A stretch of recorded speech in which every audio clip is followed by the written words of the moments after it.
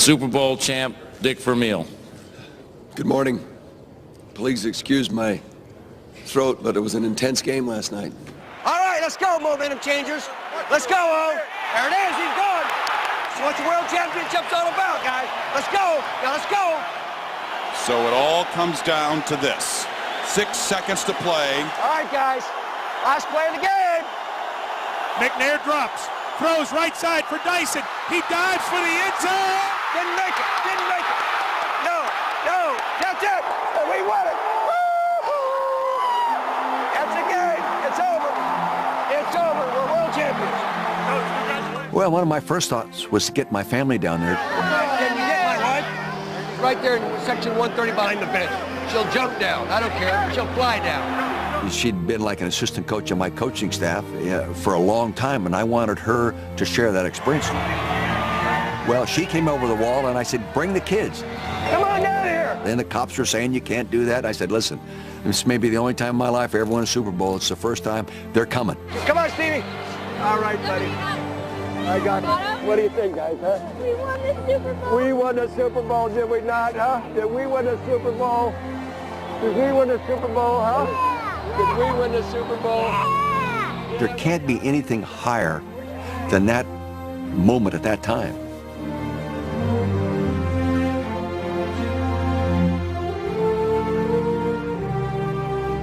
Dick, you've had such an emotional season. Did you cry at all after the game last night? The only time I shed tears was when my brother said that our mother, who, excuse me, said that she told you you would go back and coach a Super Bowl winning team before you quit. And God, was she right? I didn't think she was, but she was. It sounds unbelievable, even now. A 63-year-old coach leads a team with a no-name quarterback to a championship. It all happened in 1999 to Dick Vermeil, a racing for good, the disappointment of his first appearance in pro football's biggest game 19 years earlier. In 1980, Vermeil was the head coach of the Philadelphia Eagles, and they lost Super Bowl 15 to the Oakland Raiders. Vermeil was criticized for overworking his players in preparation for the title game, a charge he would never live down. As soon as you lose, however you do it, for the rest of your life, those mechanics are going to be second-guessed.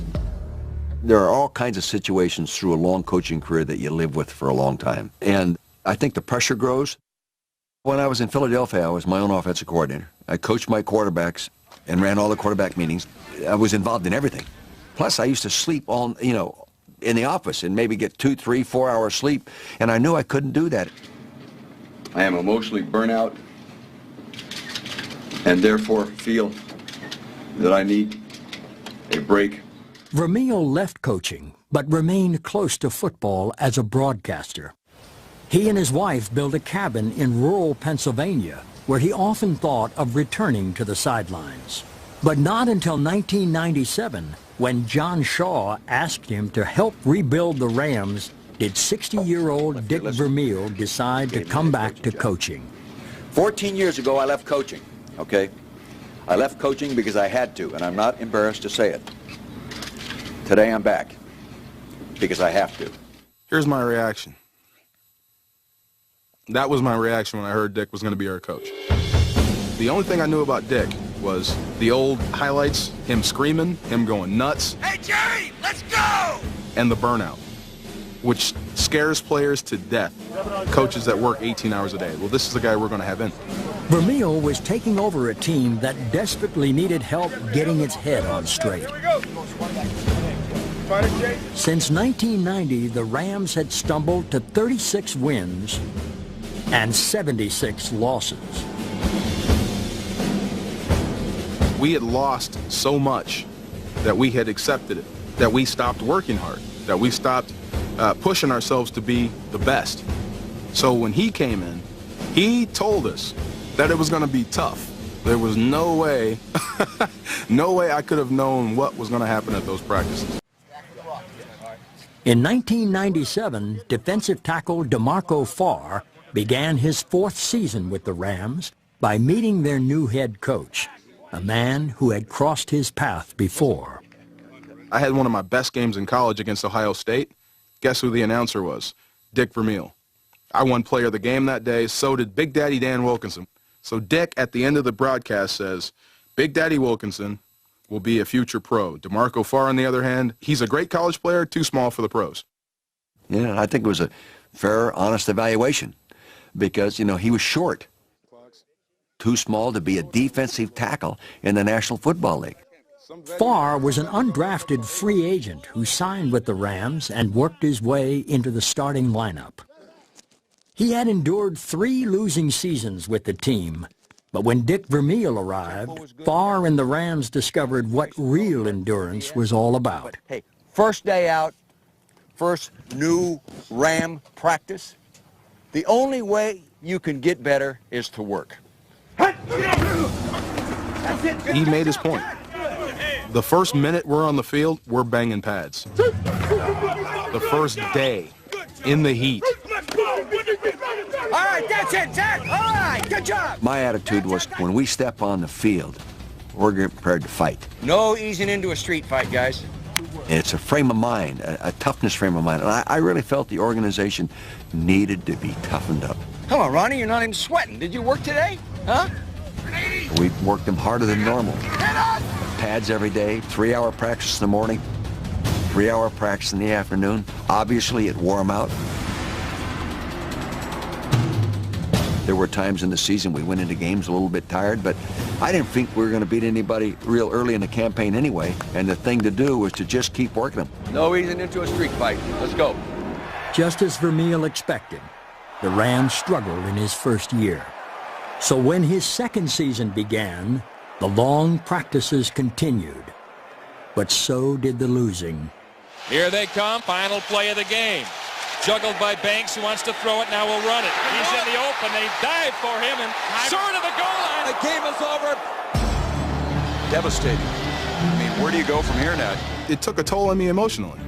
You know, I can't tell you how many windshields I cracked. My own windshields. You know, punching them after games. I hated losing so much. Eventually, we were trying everything in our power to get out of these practices. Against Chicago, the Saturday night before the game, we had a players-only meeting before the coach came in. And we thought about not playing the next day. Because here's our quarterback coming in. He has ice bags on. I got ice bags on my knees. Everybody's beat up from the practice we just had on Friday. And we got to play the Bears at their house the next day? They handed me a list of notes, all signed. Each guy wrote what bothered him. I can remember one is, I'm so tired, I can't be a good father. I can't even play with my kids. I'm exhausted. I can't go shopping with my wife at night because my legs are tired. Not every player at the meeting had a complaint. I remember sitting over in the corner thinking, man, I'm just happy to be here. I'm not going to complain about one thing. I don't care how hard we work. I'm just happy to be in the NFL. But just remembering how they were talking about we're going to walk out of practice, it was something that I never dreamed I would ever see at the NFL level. The bunch of prima donna players that worry about working too hard instead of just showing up and playing football. He said, look, we got a game tomorrow. We'll try to make adjustments Monday. But right now, we got to get ready for the Bears. So we come back to practice. We have another meeting with Coach Vermeil in it. Coach, look, if you cut down the practices, we can win. He goes, okay, we'll go from 3 hours to 2 hours. So we did everything we did in the 3-hour practice in 2 hours, which made it worse.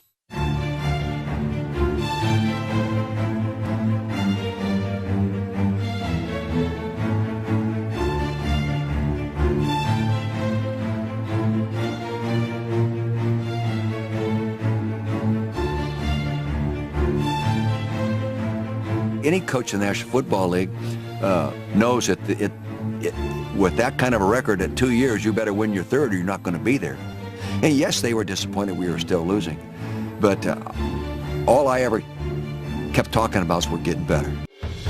In January 1999, After 2 losing seasons, Dick Vermeil and the Rams front office met to discuss the team's offseason objectives.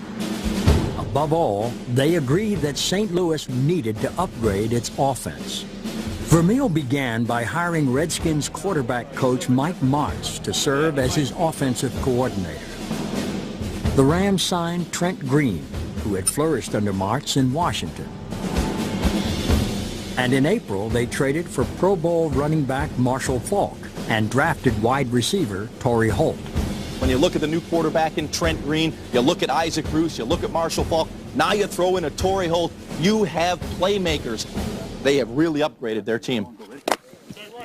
And the first training camp practice lasted about an hour and a half. The first day, in pads, banging. They blew the horn. You know, double horn means practice is over. We couldn't believe it. Your first session, good session. That's the way to start. You know, you veterans that were here a year ago for your first session, compare that one with this one, huh? Not even close. And I felt that I'd worked a group as hard as I could work them for as long as I could work them. On the board, we'll go to a little more modern approach. Film study. It was a total change. All right, good job, guys. Go on in. We're walking around in a state of shock. You mean I can actually go to my locker, go to my room, go to lunch, and not feel like I'm going to die? Through the start of the 1999 preseason, the spirit in St. Louis was high. Much of the excitement centered on the Rams' new quarterback. Trent Green comes in here, the real hope for this offense. We've been talking about him all game and all preseason long. Green drops. A great connection to number 18. Now we got Trent Green down. We've got Trent Green down in the middle of the field. It took one hit, midway through the 3rd game of the preseason, to destroy the Rams' hope.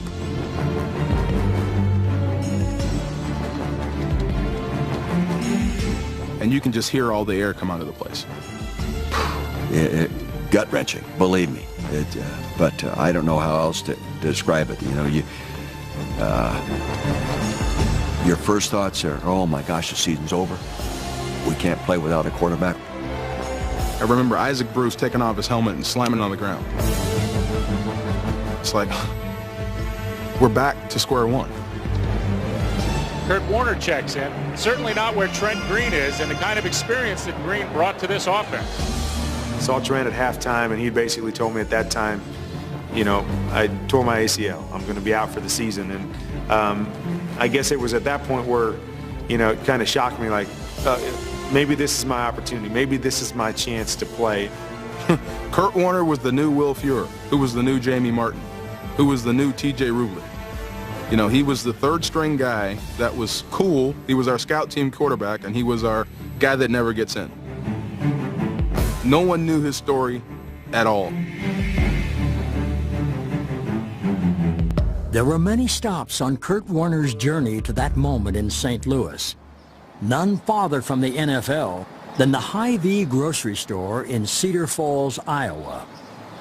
That's where Warner was after his college football career ended in 1994, trying to keep his NFL dreams from dying as he stocked shelves on the graveyard shift. All the other people that were stocking at nights and were hoping to one day maybe become the night manager or become the manager of the grocery store, and this was their goal. And here I am saying, well, you know, I'm just doing this for a few months until the NFL calls again. The NFL never contacted Warner at the Hy-Vee. The Arena League's Iowa Barnstormers did. Warner became the best quarterback in arena football. He grew content to spend the rest of his career as a star in Iowa, but was still willing to attend a tryout with the St. Louis Rams when they offered it in 1997. So I went into the tryout with St. Louis. Had the worst tryout of my career. It was horrible. So I remember calling my wife as soon as I left the building. It's like, I think I just blew my last opportunity in the NFL. There were still some things impressive about him. Short, compact, you know, the little bit of a low delivery, got rid of the ball easily. Plus, we didn't have anybody.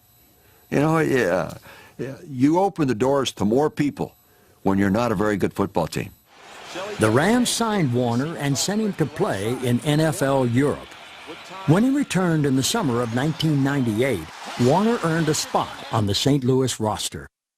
A year later, he was the Rams' backup quarterback when his odyssey took its final turn towards the spotlight. Now we've got Trent Green down. We've got Trent Green down in the middle of the field.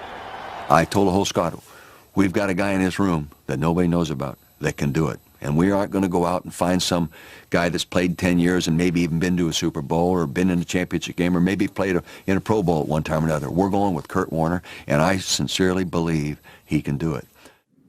We will rally around Kurt Warner, and we'll play good football.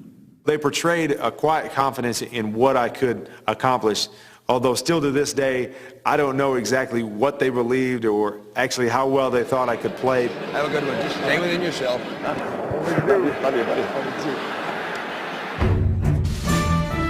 In the regular season opener, the quarterback who waited his whole life for a chance threw 3 touchdowns as the Rams beat Baltimore.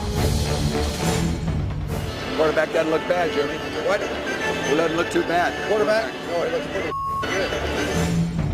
The Rams won their first 3 games, the first 3 starts of Kurt Warner's career. Play action, fake the end around. Warner throws down the middle. He's got a touchdown, St. Louis. What a pass by Kurt Warner, the first quarterback in NFL history with 3 touchdown passes in each of his first 3 starts. He seemed to come out of thin air, but when Kurt Warner finally arrived, he captured the spotlight before the world could ask where he'd come from. Warner was the solution for St. Louis at quarterback. The question of whether or not the Rams were a bona fide contender still needed to be answered. In the Gateway City, excitement was building over St. Louis's hot start. But the Rams remained wary, realizing that their biggest hurdle was just ahead. At the beginning of '99, we'd won 3 straight, but we still have to play the Niners. That was always in our head, always in our head. The Rams had lost 17 straight games to the 49ers. They were especially haunted by one defeat in 1995. The Rams had begun their first season in St. Louis with a 5-1 record, but a spirit-crushing loss to San Francisco sent them reeling out of playoff contention. Ken Norton scored, punched the goalpost. They scored again, punched the goalpost. That was always in our head, always in our head. I remember Dana Stubblefield, and he goes, different city, same team, same old Rams. Same old sorry-ass Rams. So long! It embarrassed the city, it embarrassed us. Go home! Go home! Y'all go home! So here it was, the 49ers coming into our place. Up to that point, we were having success. We felt good about where we were, but I don't know if we really believed how good we could be. This was going to be a telling game.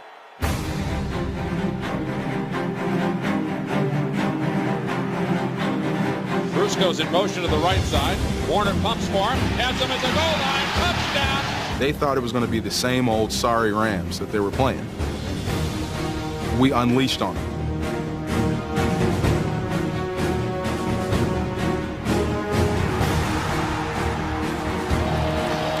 I'll never forget just the look that they had on offense.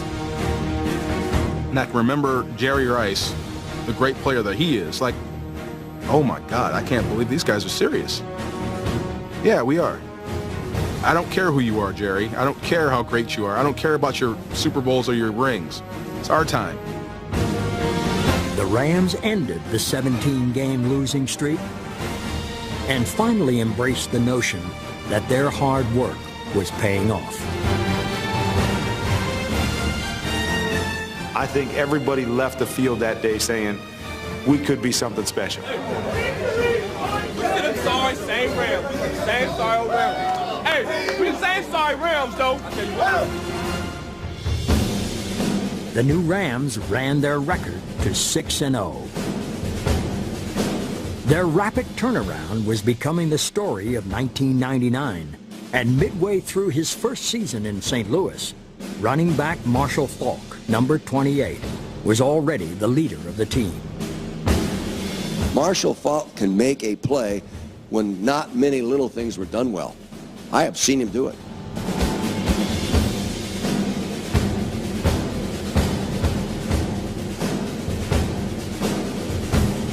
The gifted people take the design of things beyond the design. Hey, Marshall, we didn't block anybody. Hey. He's gifted. That's all there is to him. We didn't block anybody. That was a hell of a run. Faulk could make memorable plays with his body and with his mind. The Rams learned this as they trailed late against Tennessee when Faulk gave a boost to number 81, Oz Hakeem. Oz got drilled. He was laying on the ground, but we're in hurry up. We didn't have any timeouts. What do? The only guy that knew what to do, Marshall. Marshall grabs Oz by the collar, picks him up and holds him up so we can spike the football. Just save that opportunity to win the football game. We thought it was just going to be a lost down. Picks the guy up and holds him up. Never seen anything like that before in my life. Greatest play I've ever seen. Faulk's pick-me-up was wasted when the Rams missed the game-tying field goal. But the following week in Detroit, he would provide another lift, this time to Kurt Warner. With just a few minutes left, I was able to lead the team down, and we put the ball in the end zone to go ahead. Yeah, touchdown, Rams! Excellent throw by the quarterback, Kurt Warner. Marshall Faulk came over to me, and he kind of just looked at me, and he kind of just pointed at his heart. That was really, for me, a turning point in that season, and something that I'll never forget, and something that meant the world to me, that he was kind of the leader on the team, and now he was kind of handing the reins over to me, saying, "You're our guy." We going to the show. We going to the show. We won it. But the Rams' excitement was short-lived.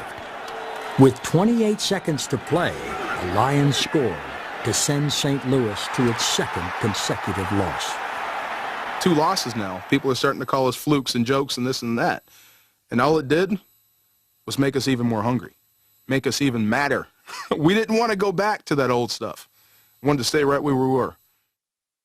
Hey, how great is this?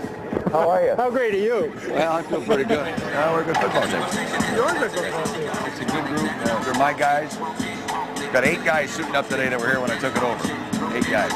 And they know how to work, and they still bitch a little bit, you know. That's all right. By his 3rd season in St. Louis, Dick Vermeil had worked the Rams into winners, a team that was always fighting for ways to improve.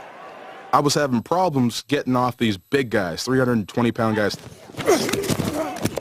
Guys I just could not beat with speed. So I needed to have something that would give me the edge, and it would have to be with these. And I had no idea how to use them until I met a guy named Ernest Hart. He said, "If you want to go to the next level, give me a call." He gave me his card in like 1997. I didn't call him until 99. And I started working with the guy, and it just became like a martial art inside of football. I couldn't really punch and strike, but I could, you know, use my hands to get you in positions to where you couldn't stop me. I see the influence on you. Definitely. I tell you what, being able to kick a guy in the mouth definitely does something for your confidence. Defense helped restore St. Louis's confidence midway through the 1999 season. A week after the team fell to 6-2, the Ram defense scored 2 touchdowns in a win over Carolina. In Week 11, another defensive touchdown helped to secure the Rams' first season sweep of San Francisco in 19 years. It was part of that karate work. If something goes up, my hand goes up with it. My hand just went up and tipped it, and Mike caught it. And there he goes, trucking to the end zone. Let's make another play. Let's go. Let's make another one. At Carolina in Week 13, Dre Bly's 53-yard interception return clinched the Rams' 10th win and the division title for a team that just a year earlier had been referred to as the worst of the decade. Champs, baby. NFC West. That's how it's done, baby. It's so sweet. Oh my God, we're champs. It's so sweet. We are no longer a losing football team. I've been waiting a long time, baby. Woo! Congratulations. Hey, man, you too, man. Oh, my God. We'd watch the Niners do it year after year. You know, and finally, it's us. Here we are. Here's a hat. Hey, congratulations. And that's what Dick Vermeil brought to the football team. That feeling of being a winner. Hey, thank you. Love you. Well, I remember vividly walking off the field with Kevin Carter in one arm and DeMarco Farr in the other, because they'd been there the whole time. They'd been through every 3-hour doubleday. They'd been through the off-season program. They'd been through the bitching and moaning. They'd been through the whole routine to all of a sudden be a division champion. Got it. Brought it home.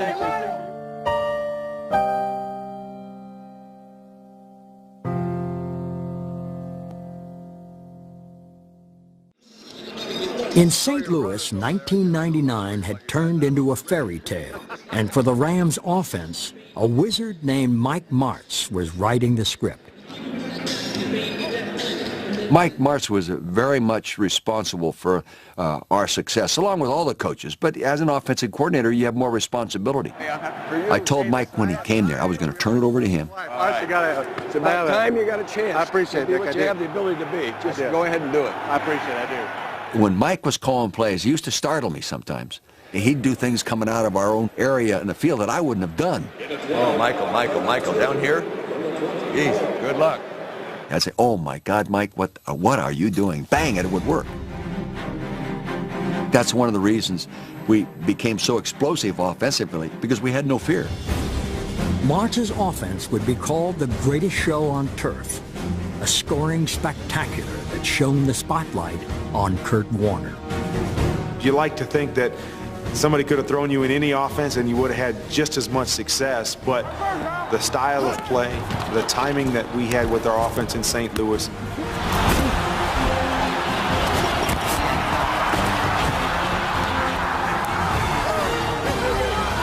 it was really just an extension of what I had learned and what I had perfected in arena football that we were able to take to the greatest show on turf.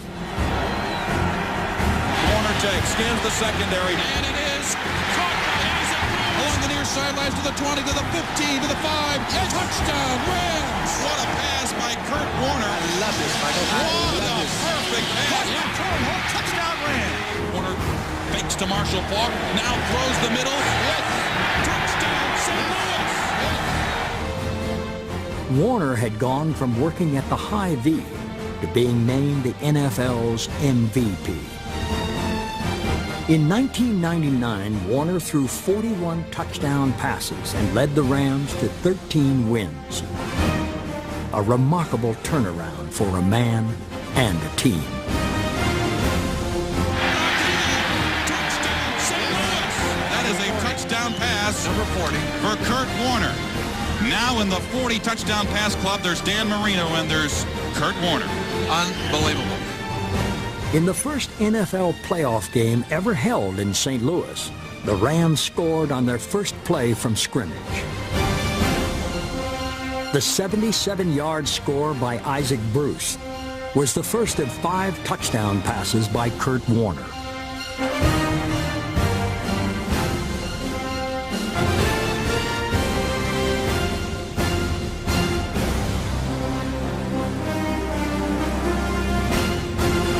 We beat Minnesota, and we move on, and here comes big bad Tampa. A tough-as-nails football team, not much deception in what they're doing. They're coming to knock you off your spot. King of the Mountain time.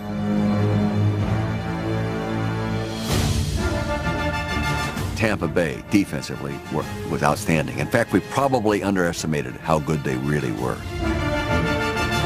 Tampa Bay stole the ball on the Rams' first possession. The Bucs were intimidating St. Louis.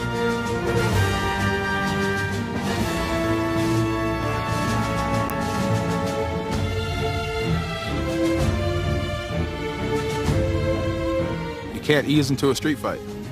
We did. They didn't. And it was the first time that I've seen Marshall, Kurt, Isaac, Torrey, our whole offense come off with their heads down. Like Tampa had the answer to our offense. Nobody could figure it out. Nobody could stop it. But Tampa had something for them. it was frustrating from the standpoint of being on the offense and not being able to do what we wanted to do. But the awesome thing about it was that it showed everybody that we had a complete team. that our defense was able to come out and really make the plays to win that game for us. In a game as messy as any street fight, the Rams' defense traded punches with the Bucs. Midway through the fourth quarter, St. Louis trailed 6-5. An interception by Dre Bly gave the ball back to St. Louis. Defense was saving the Rams, but their sputtering offense was running out of chances. With 4 minutes left, it looked like the storybook season might finally end. You can start to hear it maybe in the background like, okay, if we don't win this game, it's still a great year. Just as that thought came into my head, I see Kurt loft one over to the corner. Well, here's Isaac and Torrey looking at it. And there's Marshall out of the backfield looking at the pass, and I'm like, well, he's throwing it away. It's going to no one.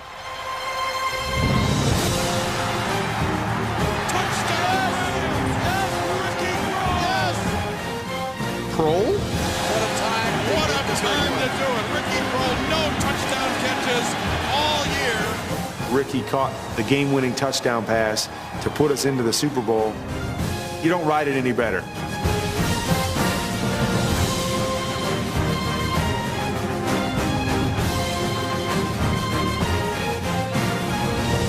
The St. Louis Rams are Super Bowl bound. You gotta love it. The Rams had taken a long road to a Super Bowl berth, but they knew their journey was not yet complete. Gotta go to work. Gotta go to work. Everybody. Gotta go to work. Everybody. Gotta go to work. Work time. All right, ladies and gentlemen, the head coach of the NFC champion St. Louis Rams, Dick Vermeil. Each time he met with the media leading up to Super Bowl 34, Dick Vermeil had to answer the same question. The approach to this game compared to last time I was at a Super Bowl game, well, I don't have any curfews scheduled. I don't let the small things bother me. We don't discipline every little tiny thing, guys. We discipline what we think makes a difference in winning and losing. I can remember being wound up in a lot of knots when we landed to go to New Orleans to play. But at 63, I have better control of it than the last time I went to the Super Bowl. So I was going to be a better delegator. And I hope better define what it was going to take for us all to win, put the plan together, and go from there. Thank you. I had never done it that way before. Good job. No regrets. Thank you, buddy. I wanted them to go have fun and play like they were capable of playing. And you couldn't do that if you were afraid of losing. See these right there? These are brass balls, man. What we got to have today. As the Rams got revved up, a calm descended on Dick Vermeil, and confidence came in the form of a song.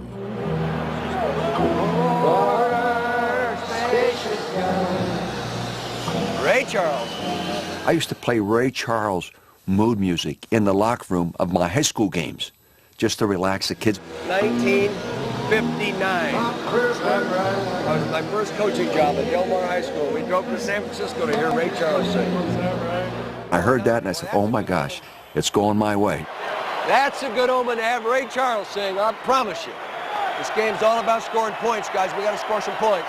In the first half, Kurt Warner threw for nearly 300 yards, but he paid for every one.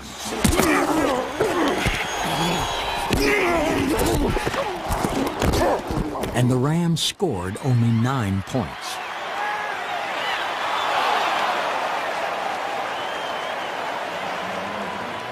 I was emotionally drained after the first half because of the frustration of not putting the ball in the end zone and feeling like we should have been up by a lot more.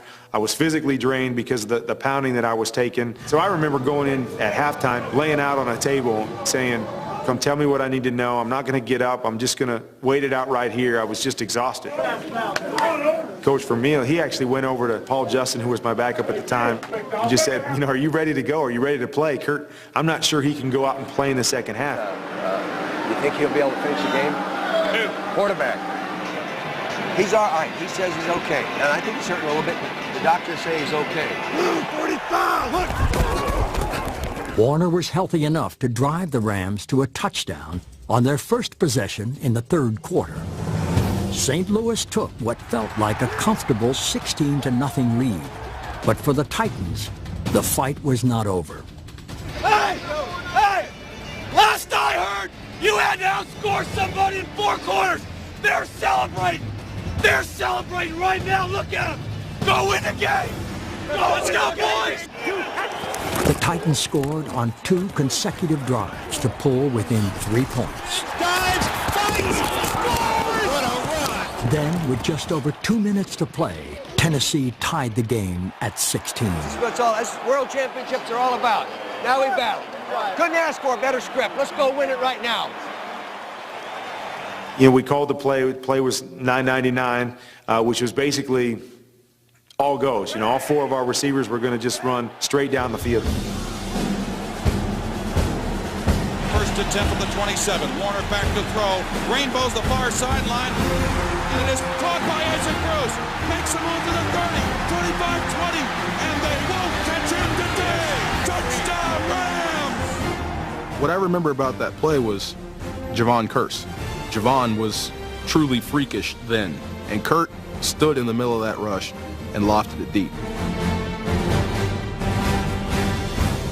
Next thing I know, I hear people on our bench going up and down and screaming and going crazy. I see Isaac Bruce in the end zone.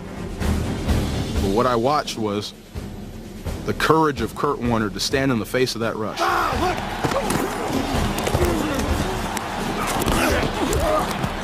And we all saw it as the defense. This is what he's doing for us. You see what that guy's doing for us? He's getting killed for us so we can win, to put us in a better position to win. A minute and 54 seconds away. A minute. The only way they can beat us is throw it and his ass scrambling. The Rams needed to stop Titans quarterback Steve McNair. On 3rd and 5 with 22 seconds to play, they could not. Now steps back, rolls left, rolls right, in bad trouble back at the 40.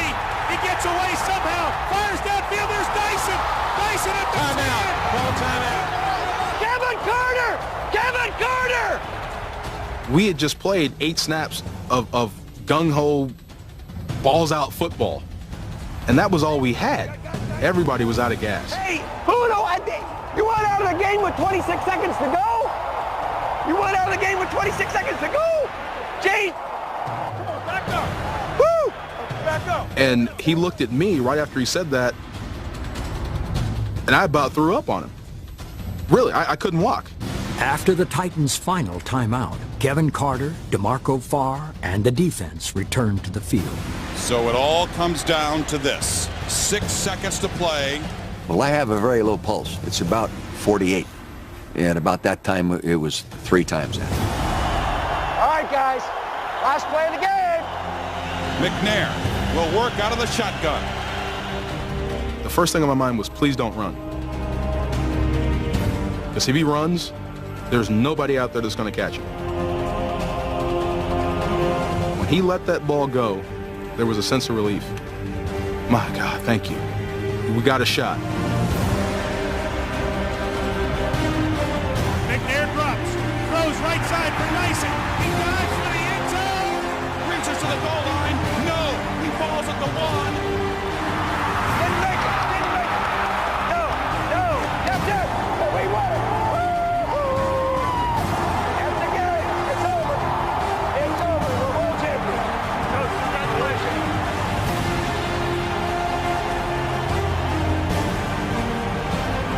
That's it. St. Louis, the gateway to the West, is now the gateway to the best football team in the world.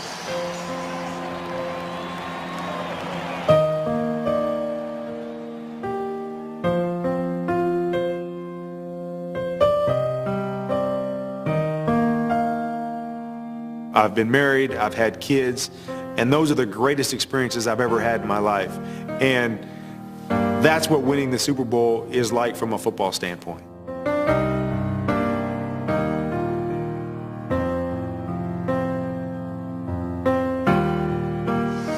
The St. Louis Rams are the world champions. Congratulations. Man, what a year. Love you, Coach. I love you, too. Thanks for the team. You are special. This culminated so much more than just football. It was about guys that had overcome so much to be at the pinnacle of their positions in their career. There's my coach. There's Isaac. There's Kurt. There's Marshall. Those are the Rams up there because of one guy, and it was Coach Vermeil. Everybody just wanted to hug him. And he looked at me like he wanted to something special for me. DeMarco! Hey, buddy. Love you. We did it! He wanted to be the first to tell me. That's what it seemed like. You're a world champion, buddy. You're a world champion. Wow. What do you think? Seeing that trophy was like meeting a celebrity. You know, you see him on TV, but here it is right here, and you get to touch it and hold it, and it's yours. Champion. You have caused me some stress. We got the trophy. You have caused me some stress in my life. Now you're here. Ah! I think there's a lot we all learn. Start with the old coach.